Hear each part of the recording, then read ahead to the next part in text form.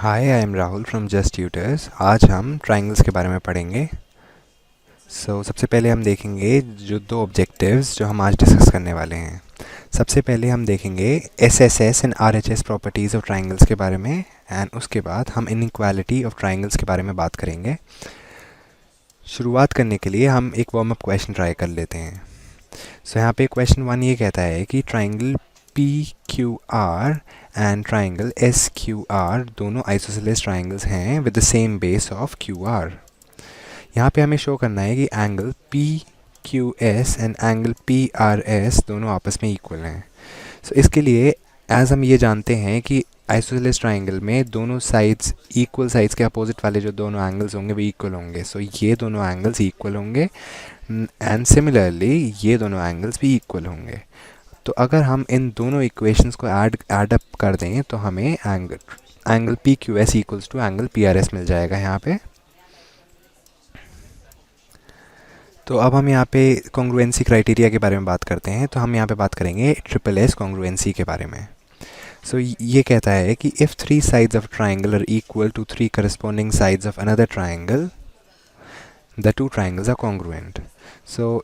इन दोनों एग्जाम्पल्स की मदद से हम यहाँ पे देखते हैं कि अगर इन ट्राइंगल में ए सी एक्स जेड के इक्वल है, बी सी वाई जेड के इक्वल है and A B X Y के इक्वल है, तो हम ये कह सकते हैं कि दोनों ट्राइंगल कॉन्ग्रुएंट हैं यहाँ पे बाय ट्रिपल एस कॉन्ग्रुएंसी।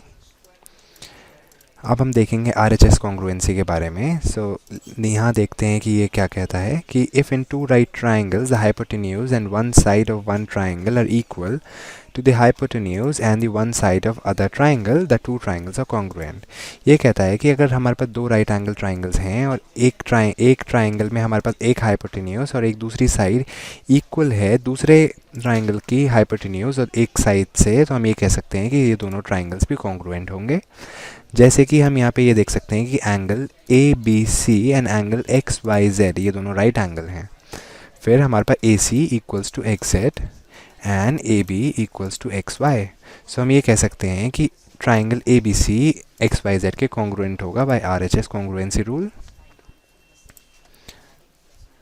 अब यहाँ पे हम बात करेंगे इनइक्वालिटीज़ इन ट्राइंगल्स के बारे में। तो हम यहाँ पे सबसे पहली थ्योरम देखते हैं।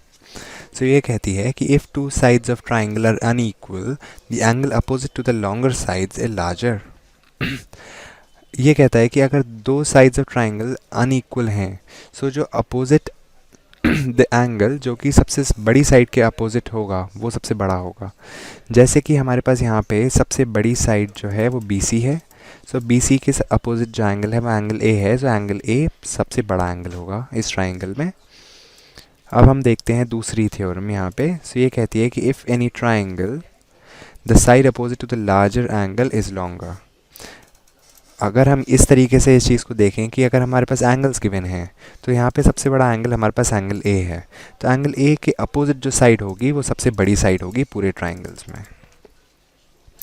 यहाँ पे हम अपनी अगली थ्योरम देखते हैं। तो ये कहता है कि the sum of any 2 sides of triangle is greater than the third side. ये कहता है कि सम ऑफ कोई भी 2 sides ऑफ ट्राइंगल का जो सम होगा वो तीसरी साइड से हमेशा बड़ा होगा। आइए अब हम कुछ देखते हैं प्रैक्टिस क्वेश्चन। हमारे पास सबसे पहला क्वेश्चन ये कहता है triangle A B C and triangle D B C are 2 isosceles triangles on the same base BC and vertices A and D are on the same side of BC. If AD is extended to intersect BC at P, हमें दिखाना है कि triangle ABD and ACD congruent होंगे and AP bisects angle A as well as angle D। आप video pause करके इस question को attempt कर सकते हैं।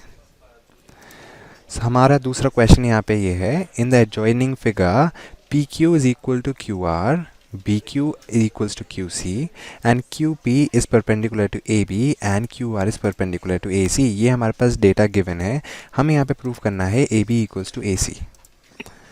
और हमारे पास थर्ड क्वेश्चन है, ये कहता है 2 sides of an isosceles triangle measures 3 and 7 units, what could be the measure of the third side।